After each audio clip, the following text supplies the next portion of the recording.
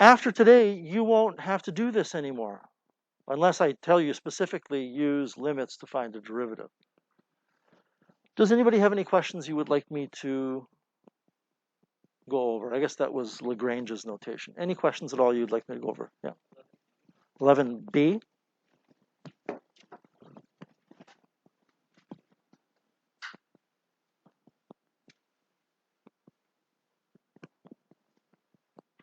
One over root x.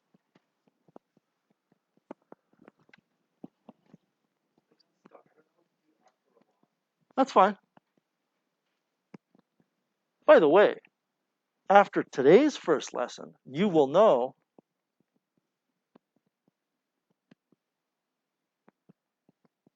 that this will be the derivative. Okay? Just as quick as that. When you use the limit formula, though, you're going to have the limit as h approaches 0 of, oh, I'm totally mistaken here. You will not get that.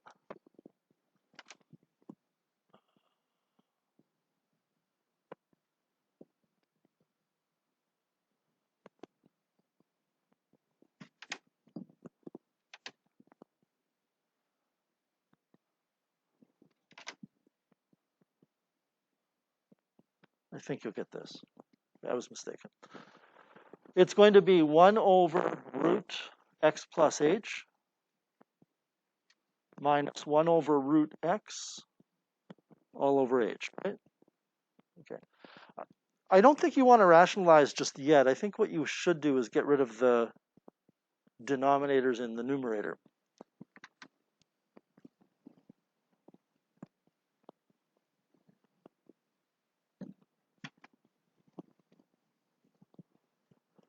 By multiplying the top and the bottom by the square root of x plus h and the square root of x. I guess I don't really need brackets here.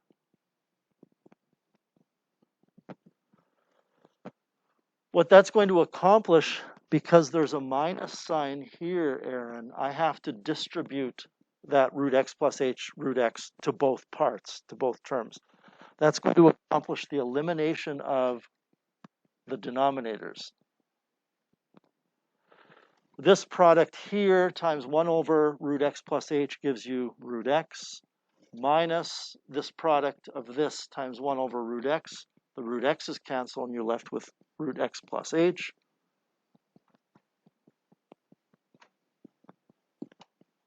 Good? Okay, now we're going to multiply top and bottom by the conjugate of the top, which is root x plus root x plus h.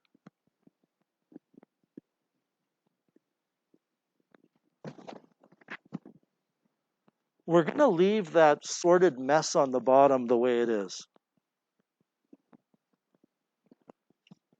Sorted, not sorted. Ugly, okay? But we're going to FOIL out the top to get x minus x plus h, always remembering to put brackets around anything that you're subtracting. Is that okay? Okay.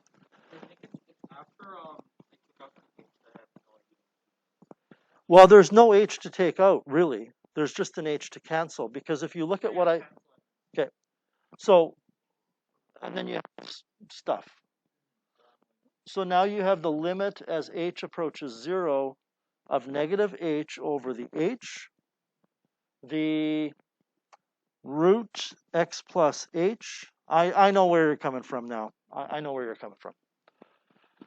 And then you also have the root x plus h plus root x. For some reason, I switched the order of these two things here when I wrote them down here, but that doesn't matter. Okay. And the h's cancel, and you're left with a negative 1 on the top. And then you're looking at this going, now what? So you put h equals 0 in. What do you get? You get negative 1 over, we have root x, because this h is 0. And we have root x plus root x. So On the one hand, the first two root x's are being multiplied together, and root x times root x is x. On the other hand, these two are being added together, and that means it's 2 root x. Now, what do you do with this? Well,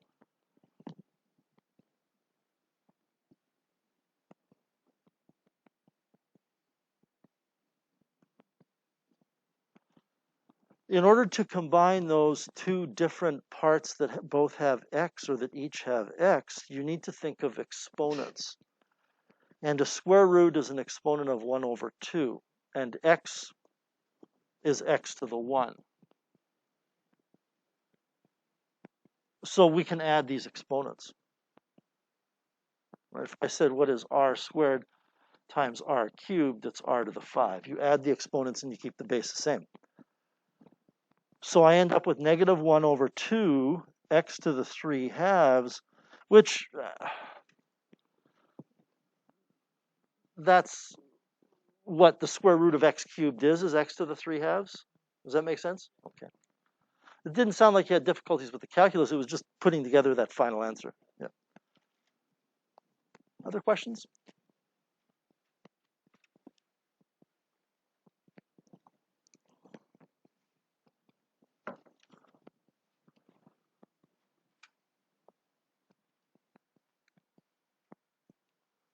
I wouldn't get too hung up on this, on finding the derivative this way. This is called finding the derivative from first principles, using the definition of the derivative. And the definition of the derivative, of course, is this limit equation. We're going to use that definition of the derivative to prove today some rules that can bypass the limit definition. So we're looking here at the first lesson today is actually covering 2 sections in your textbook, 2.2 and 2.3. I've always felt that if you try to teach students this in 2 separate lessons, it almost becomes more confusing. You're making things more complicated than they need to be. So we are going to be using the definition of the derivative to come up with rules for powers of variables, for constants multiplied by variables, for sums of functions, and for differences of functions. And remember, everybody, that the derivative is simply a function, that if you put in a particular x coordinate, you will get the tangent to the function at that x coordinate.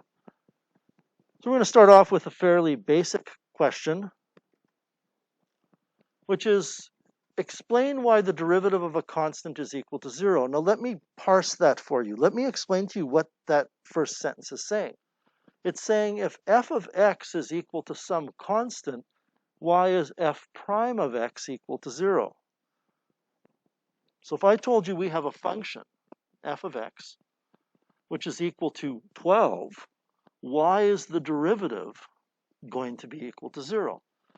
And I already explained to you yesterday my preference here. I don't like this notation because in order for me to ask this, I have to write both of these. I have to say, if this, then why this? That's what I have to say. Whereas I could just say, show that dy dx equals 0. Or better yet, show that the derivative with respect to x of a constant is 0. That's what we're asked to find. Or show. It's a fairly simple argument as to why the derivative of a constant has to be 0. How many of you know why the derivative of a constant function must be 0? And before I ask you for some input here, is it because you're looking at the features of the graph? You're not. Oh, okay. So why do you think the derivative of a constant is 0?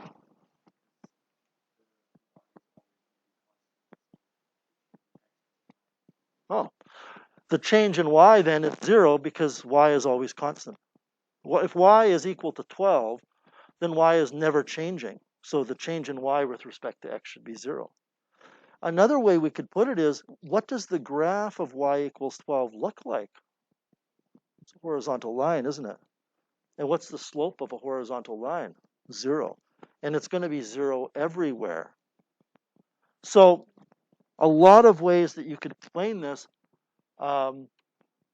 Let's go with the first explanation that Aidan came up with. Since y never changes,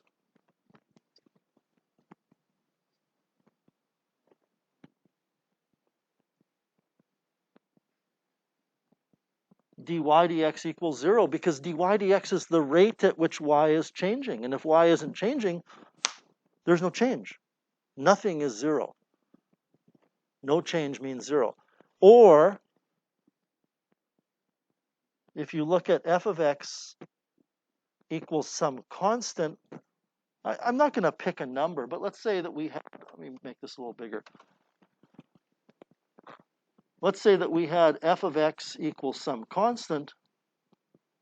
We know that the graph of this function looks like this. This always has a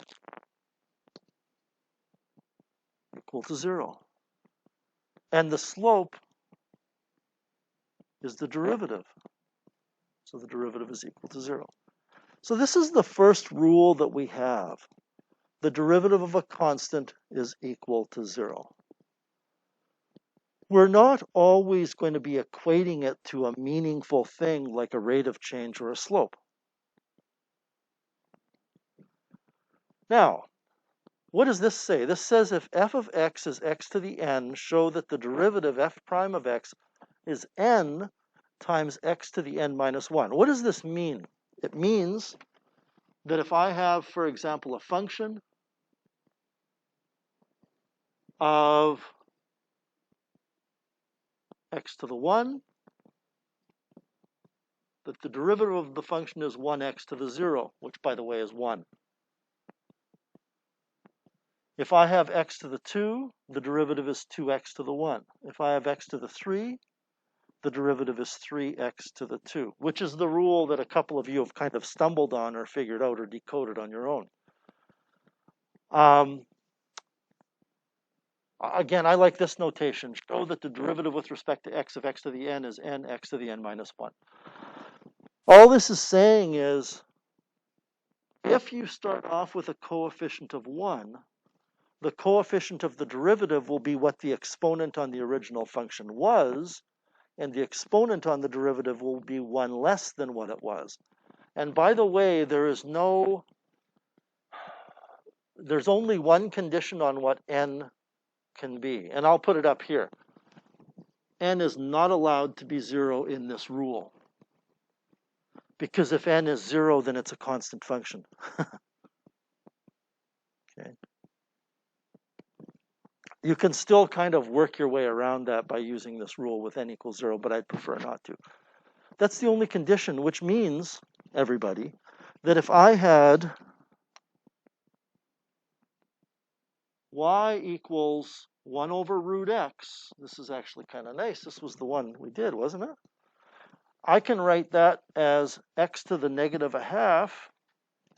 I haven't done anything to it yet. I'm just rewriting it so that I have x raised to an n. The derivative will be negative 1/2 x to the negative 3/2. And guess what that is? It's 1 over 2 x to the 3/2, which is the derivative we got after all that mess. So we have to show how this is the case. Now, I'm going to give you a proof for this that we'll only be proving it for natural numbers because we're going to use the binomial theorem in our proof here. But I will tell you that there are other proofs we could do that would show that it would be true for all values of n. What we're going to do is start off by saying that the derivative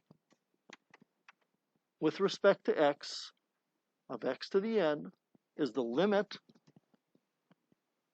as h approaches 0 of x plus h to the n minus x to the n over h. And that's pretty straightforward, I hope. That's the definition of the derivative, f of x plus h minus f of x all over h, taken as a limit when h approaches 0. Now, how are we going to do this?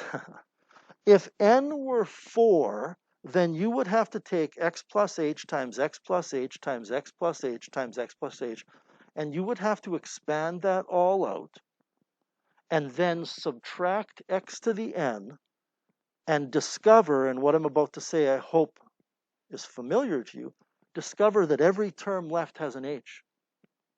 And you can factor that h out to cancel. If it were x plus h to the 12, we would have to, oh my goodness, multiply out x plus h 12 times. We don't know what it is, but we can still expand that out using the binomial theorem from Math 30-1.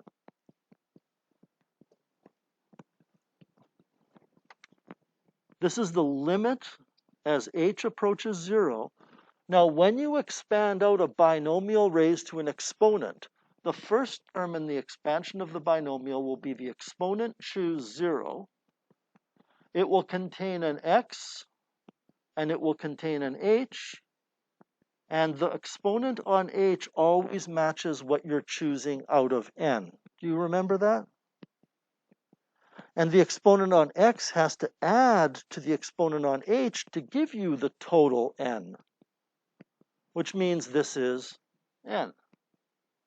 And again, this is a little more advanced than Math 30-1, because in 30-1, n would be a number. It would be 12 or 11 or 5 or 6. Here it's n. Your next term is going to be n choose 1. It's going to contain x. It's going to contain h. It will be h to the 1, and it will be 1 less on x. And once you get into the groove of this, x always goes down by 1 for an exponent. H always goes up by 1. Now, we do have a problem here, because n can be any number. So we could just keep going forever. I'm going to do a few more terms. The next term will be n choose 2. It will contain x to the n minus 2. By the way, my brackets around the x's and h's are not mathematically necessary, but some people feel better seeing them when they hear how the binomial expansion works. And then we will have h to the 2. And then I'm going to put dot, dot, dot. And we're not done here. Don't put a line there because there's more stuff. I don't want you to write anything else just yet until I tell you to start writing this, because you're going to have to space it out properly, and I think it'll be easier to do it for you to do it from left to right. I'm going to be writing from right to left. The very last term in this expansion, the very last one, would be n choose n. That n choose 0 turns to n choose 1, n choose 2, n choose 3, n choose 4. And when you finally get to whatever n is, that's your last term. So if n was, I'll choose 5 because I don't want to say this, I don't want to take too long. If n was 5, your first term has n choose 0, then n choose 1, n choose 2, n choose 3, n choose 4, and your final term has n choose 5 because n is 5. 5 choose 0 to 5 choose 5. It will contain an x, and it will contain an h, and the exponent on h will be the exponent that you're choosing, the number that you're choosing out of n, which is n, and the exponent on x will be whatever you add to n to get the total n, which is 0. The term immediately before it is going to have 1 less h than the last term. When you look at what's happening, h goes from 0 to 1 to 2. So going backwards, if h is n here, it had to have been 1 less than n here. And by the way, you're choosing out of n, n minus 1, and the x's be 1. You might have to roll that around upstairs and give some thought as to what's happening here. Basically, when you look at your h's in going from left to right for h's go to the 0, to the 1, to the 2, etc. That means your x's going right to left go from 0 to 1 to 2, etc. I'm going to put in one more term. This would be n choose n minus 2, it would contain an x. It would contain an x to the 2 minus 2. Don't forget, there's this dot, dot, dot here. So there's not 6 terms. There can be any number of terms you want. Now, there's one other thing, though. That I've written is only x plus h to the n. We still have to subtract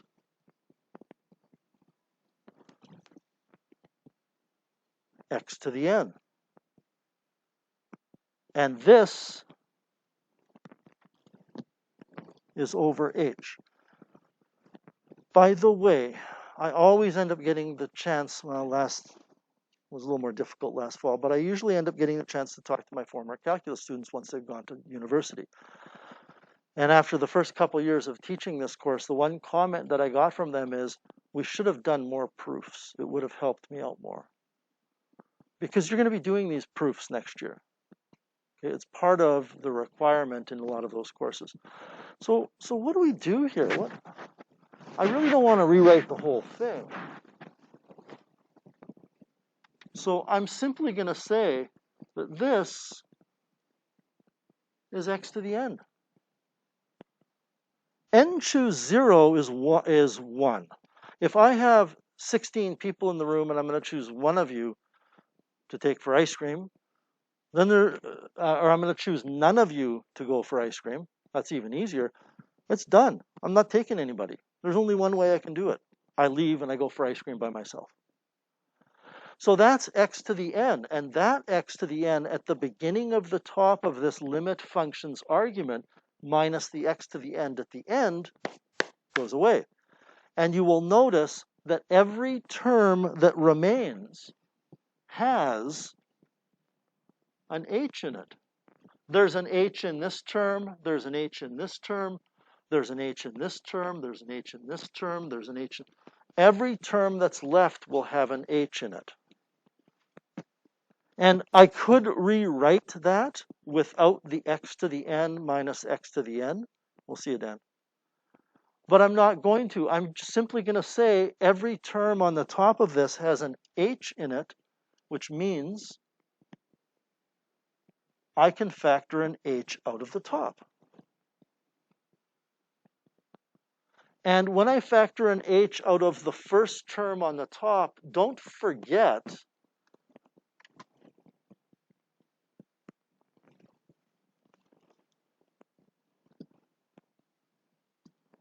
that when I say the first term on the top is this one, because that other first term is gone. I'm going to have n choose 1, x to the n minus 1, and then out of the second term, I'm going to have n choose 2, x to the n minus 2, h to the 1, because it was h to the 2, and I'm taking an h out. My third term will have n choose 3, x to the n minus 3, and my third term, I don't actually have it up here, but my third term, if this has h squared, my third term would have h cubed, which would mean I would have h squared here.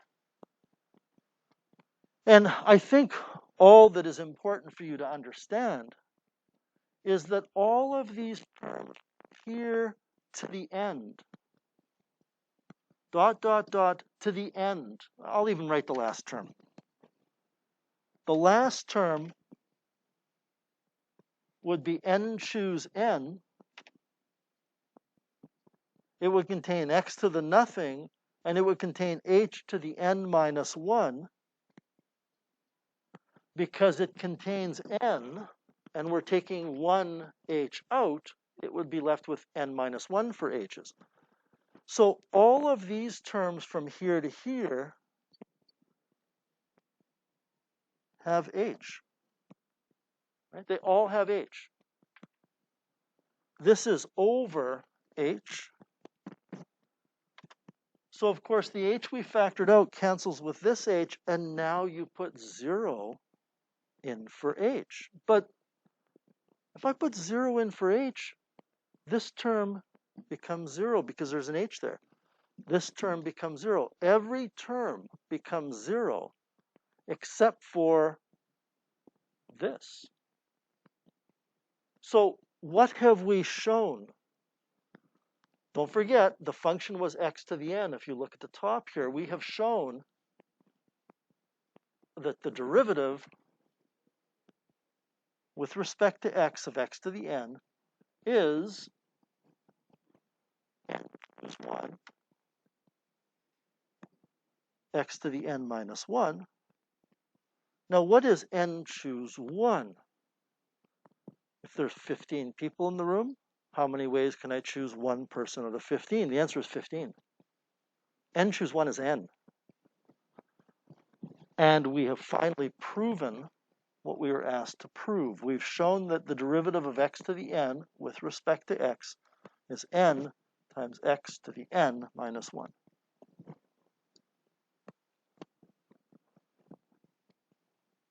And again, I've chosen to give you a proof that's steeped in the binomial theorem, which has to do with natural numbers for n, but it works for negative numbers, decimals, fractions, irrational numbers, any number at all. So there are other properties, and I want to go through the ones that are important. The first one is what we already talked about today. The derivative of a constant is 0. I don't think it's that big of a deal, but it's big enough deal for me to point it out to you. These two boxes that you're looking at on the board say the exact same thing. The second box is better. It's more succinct. It's briefer. It's more to the point. The derivative with respect to x of a constant is equal to 0. The derivative with respect to x of x to the n is n x to the n minus 1. The third rule is the derivative of a constant multiplied by a function. And it says the derivative of a constant multiplied by a function is equal to the constant times the derivative of the function. What does this mean? It means that if I want to figure out the derivative with respect to x of 10x to the 7, then what this rule says is this will be equal to 10 multiplied by the derivative with respect to x of x to the 7.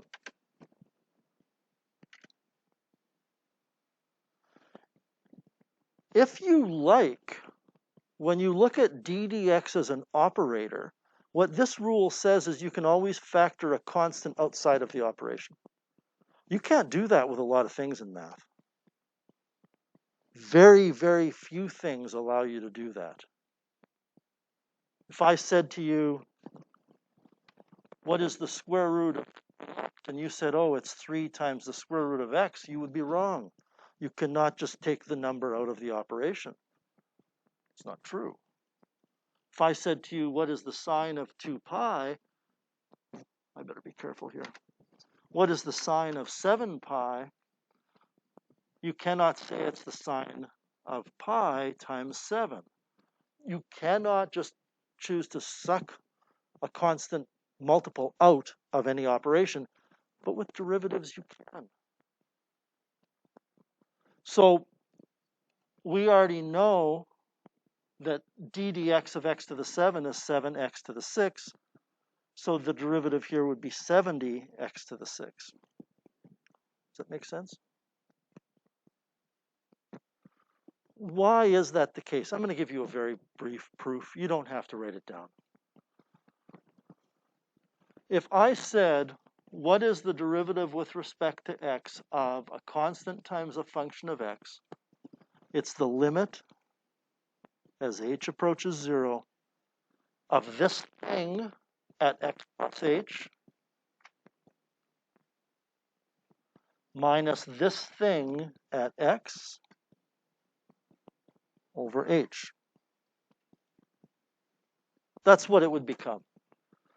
I can take a c out of the top of that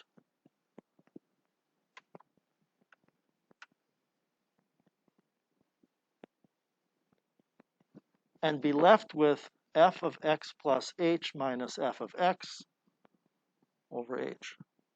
You with me on that? I don't know if you guys remember. Do I have it here? Remember this, all these things I drew your attention to on page 13 of your textbook for limits? One of those properties of limits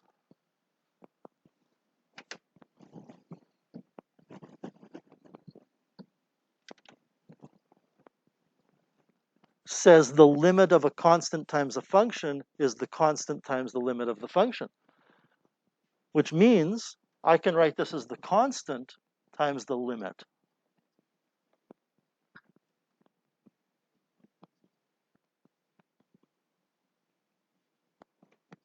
But this is f prime of x. So it's the constant times the derivative. It's a very simple proof. There's not much to it.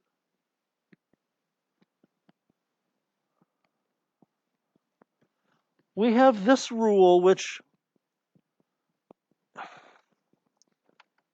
if I said to you, what is the derivative with respect to x of 3x to the 11? It's 33x to the 10. What this rule does is it says if you have a coefficient out in front, the derivative's coefficient will be the old exponent times the coefficient, and then you subtract 1 from the exponent. What this rule is just a combination of rules 2 and 3. In fact, I've erased it. But remember I said to you if we want to find this derivative according to this rule that you're looking at, we can take 10 times the derivative with respect to x, of x to the 7, and then we get 7x to the 6 times 10 is 70x to the 6. You don't have to do that. You can just swing the 7 down and multiply by 10. And the last rule that's pretty important is the sum and difference rule. What does this mean? And again, not every operation in math behaves like this. This is saying if you want to differentiate with respect to x, 3x to the 10 plus 2x squared, what you can do is this instead.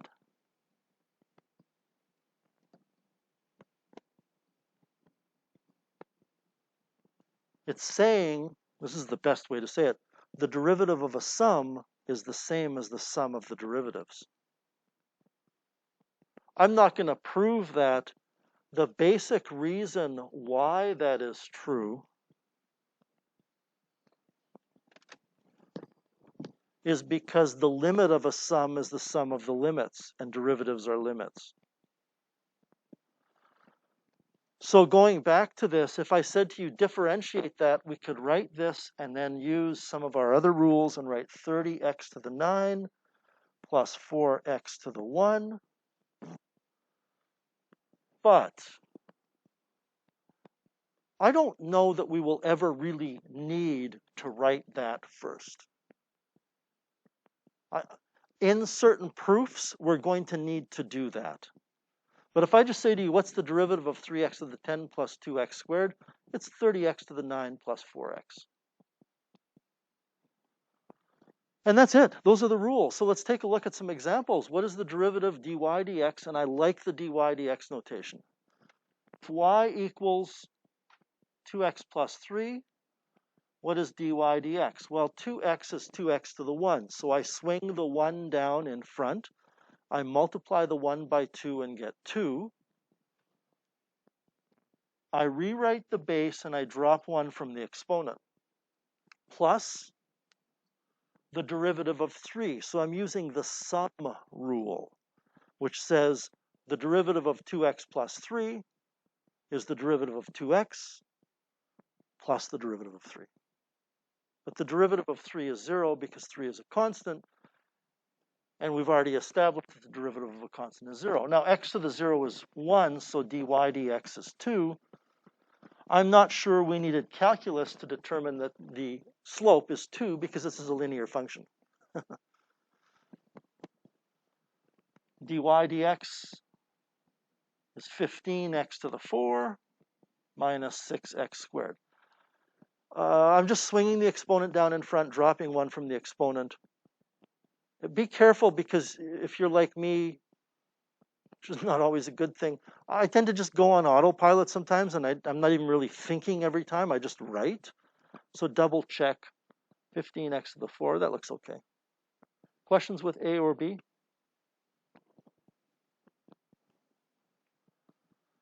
4 root x, what is the derivative? Well, the first thing you need to do is rewrite this function so that it fits this pattern.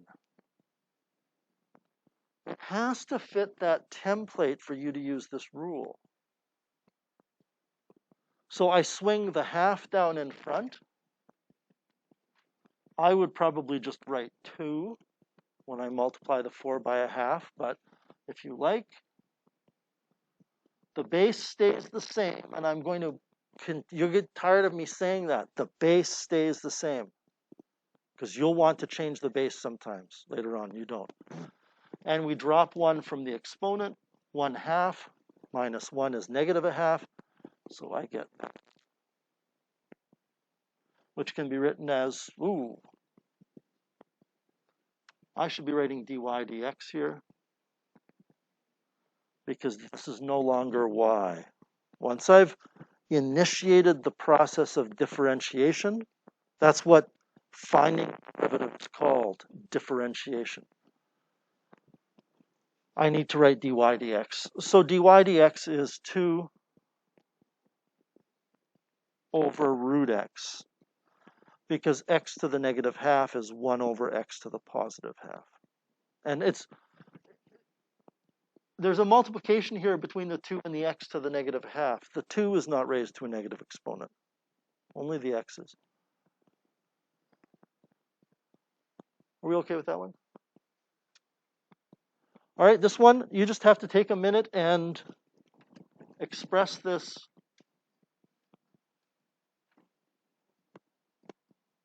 explicitly so you can see what the coefficient of each term is and what the exponent of each term is. You need to see ax to the n, ax to the n. dy dx, the derivative of 2x to the negative 2 is negative 4x to the negative 3. Multiply the coefficient and the exponent, subtract 1 from the exponent, minus x to the 1.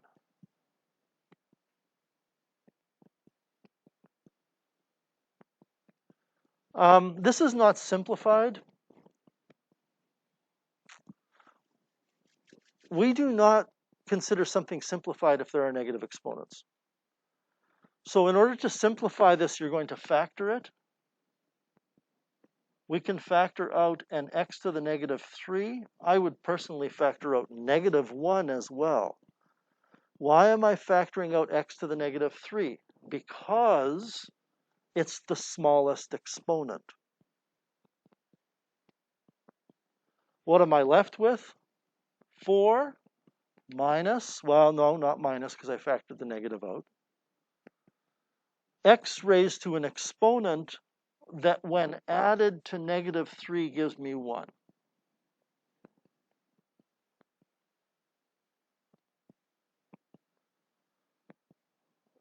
With this lesson, really, this is the important part right here.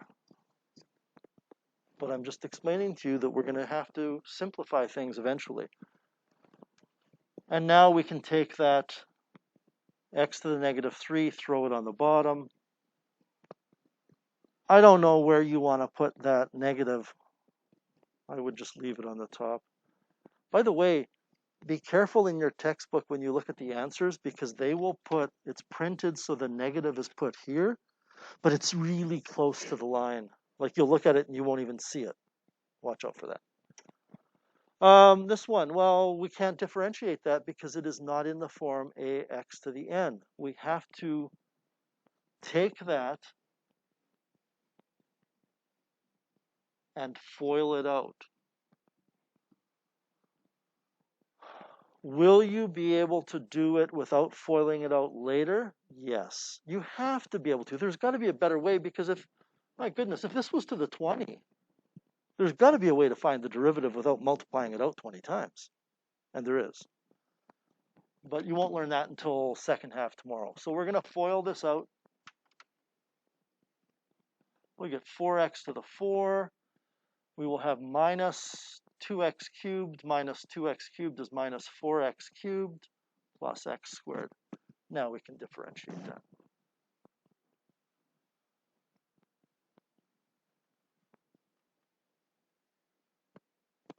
(16x cubed minus 12x squared plus 2x). And I don't care about factoring this, everybody. It's just not important for what we're learning here. Questions with E? All right.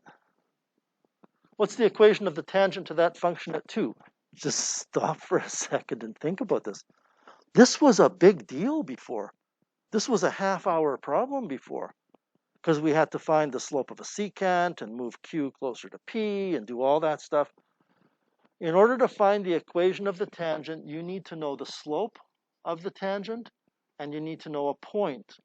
Well, the point is 2, comma, f of 2. Can everybody figure out what f of 2 is? In other words, what's the y coordinate? 7. So the point is 2, comma, 7. What's the slope? The slope is f prime of 2, or I like this notation better, even though it seems more messy and complicated. The slope is the value of the derivative when x is 2. No limits, no secant approaching a tangent. It's just knowing a derivative is a function that gives you slope. The derivative, I like the dy dx better, but I'm going to go with f prime of x this time. F prime of x is 3x squared.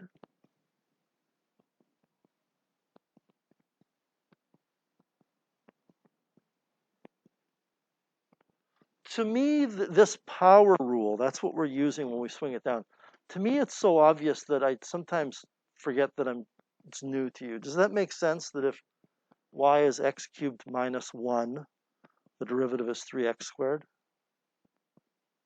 Because the derivative of x cubed is 3x squared, minus the derivative of 1, but 1 is a constant, which is a derivative of 0. So f prime of 2 will be 3 times 2 squared, which is 12. The slope is 12. And now we have a grade 10 question.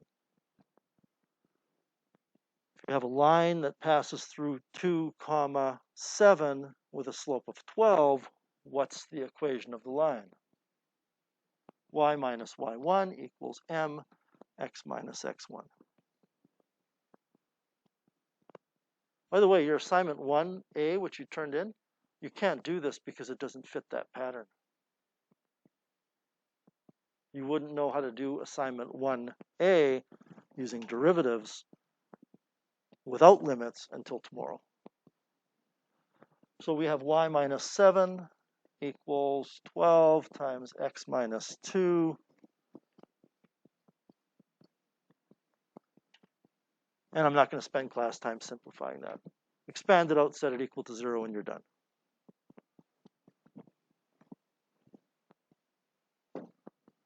At which points on the hyperbola, a hyperbola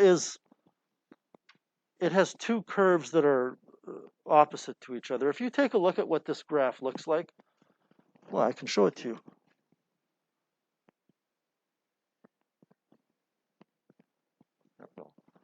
This is the hyperbola.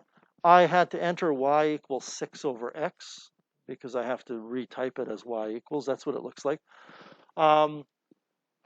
You want to, where are we? Here we go. We want to find points on there that are parallel to this line. This line has a slope of -3. So we need to know where the slope of the tangent is -3. Well, the function is y equals 6 over x. You right now cannot differentiate, which means find the derivative, unless you can write it as y equals first. Later this week, you will know how to differentiate from this, but you can't do that yet. I need to rewrite this as 6x to the -1. Now I can differentiate. The derivative of y is dy dx, and the derivative of 6x to the -1 is -6x to the -2.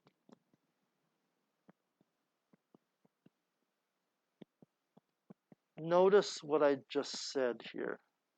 I said the derivative of y is dy dx. The derivative of 6x to the -1 is -6x to the -2. Think of what we're doing as ddxing both sides.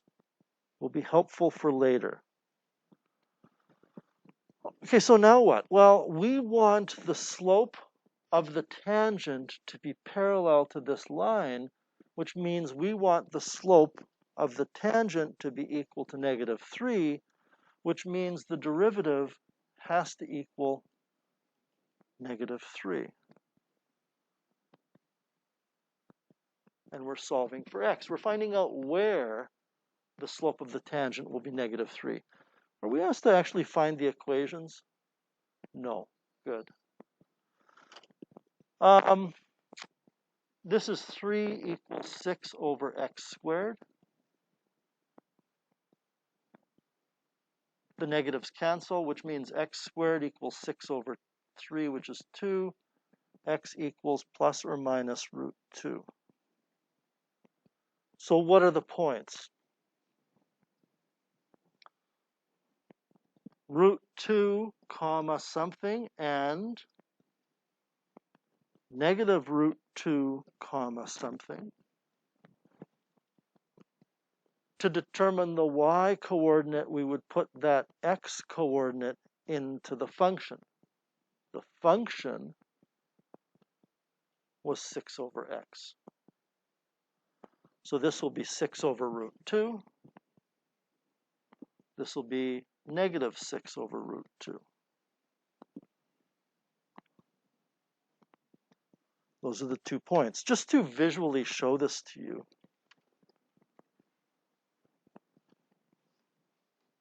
There are the 2 points.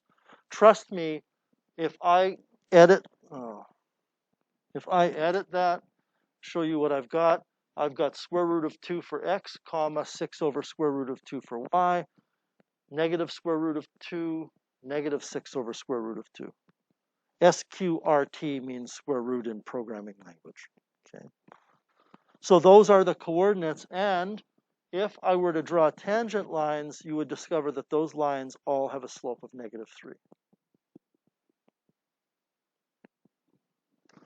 One last example. This is one of the tougher examples, and I would say to you that I don't believe I would ever put this on an exam. An assignment, potentially. Is it a university level question? Without a doubt, but that's what we're here for. Find the equations of both lines that pass through a particular point and are tangent to a particular function. What does this mean? Well, if I take a look at the graph of y equals x squared plus x, it looks like that. And if I take a look at the point 2 comma -3, you can see it at the bottom there. Is it possible for me to draw a tangent line to the curve that passes through that point? Well, I think to many people the answer to that is obviously yes, but it's not necessarily obvious to everybody. I might as well grab a ruler.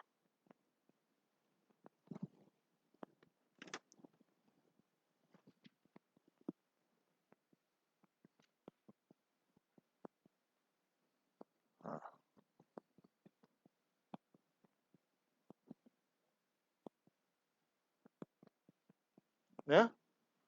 Tangent?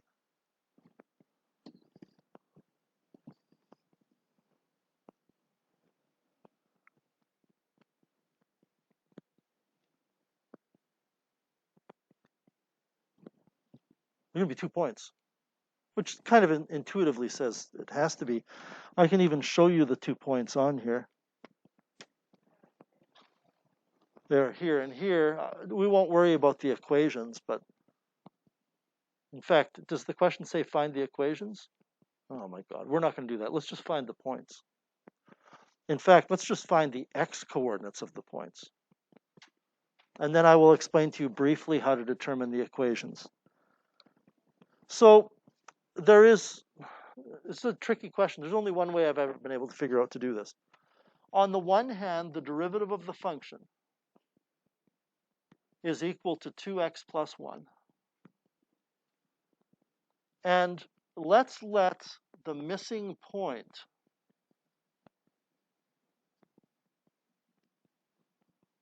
be x comma x squared plus x.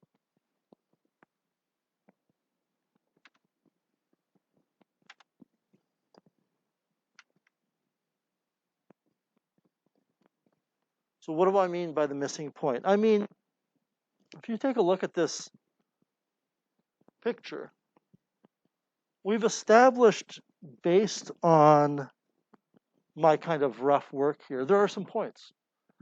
We don't know what the coordinates of that point is, but let's call it x comma x squared plus x. We don't know what the x coordinate is. We're trying to find that. Whatever the x coordinate is, the y coordinate is x squared plus x, because that's the function. And what this means is that the slope from here to here is x squared plus x minus negative 3 over x minus 2. I'm just going to use y minus y over,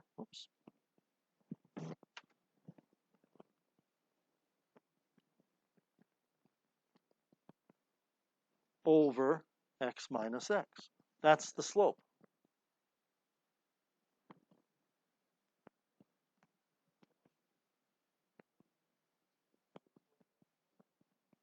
And since we're subtracting negative 3, we can add 3. How does this help us? Well, it helps us because if this dy dx is an expression for the slope, and this is an expression for the slope, they have to be equal to each other because we're talking about the same line.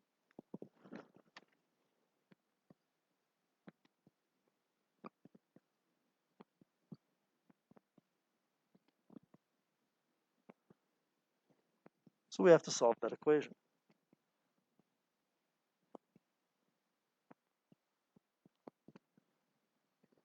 If I multiply both sides by x minus 2, I get 2x plus 1 times x minus 2 equals x squared plus x plus 3. After all of this, we're in familiar territory, which means we're in like a grade 11 question right now. We have a quadratic equation to solve. Foiling this out gives 2x squared minus 3x minus 2. Please, everybody, check my foiling on the left side and just confirm that that is right.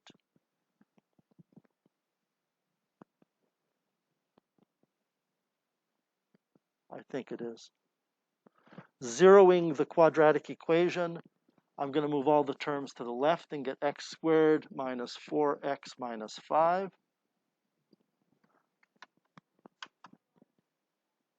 Which is nice because it factors.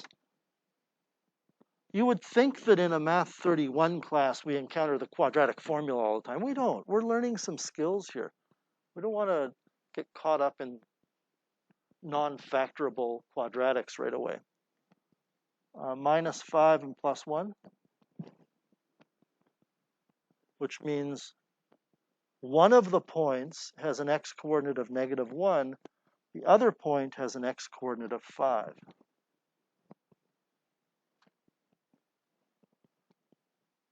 Well, let's check that out. Let's go to there are the 2 points. You can see that the x-coordinate of this point of tangency is -1. The x-coordinate of the one to the right is +5.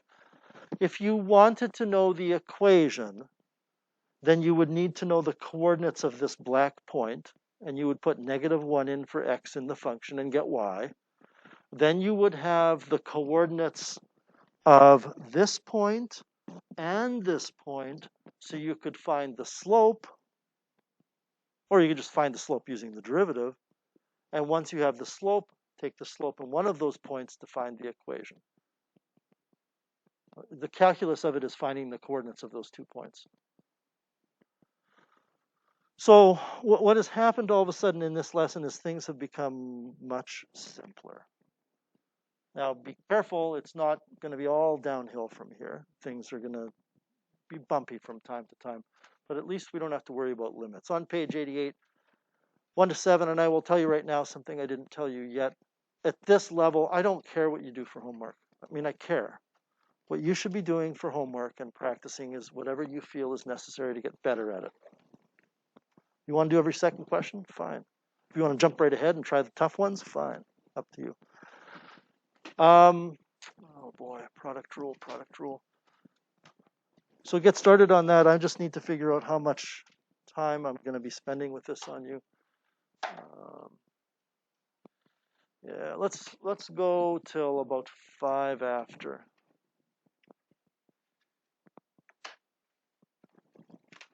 So 20, 25 minutes.